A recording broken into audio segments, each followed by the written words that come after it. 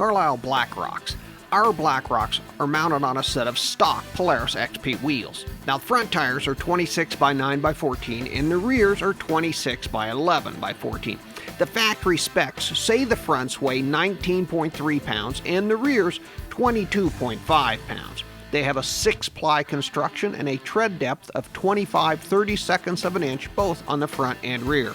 Our measured height mounted on the 850 Touring is 25.5 inches with 2.5 pounds of air pressure on the front and 25.5 inches with 3 psi on the rear.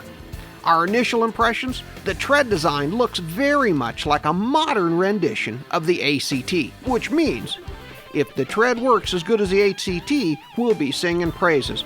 And to add to the ACT likeness, the Blackrocks are very light for this group of tires, which means they should prove to be great handling and rob less horsepower than the others. Now, will they work out on the trail and in the snow as good as the ACTs? And more importantly, maybe, will they last longer than the old ACTs? Well, you'll have to stay tuned for that.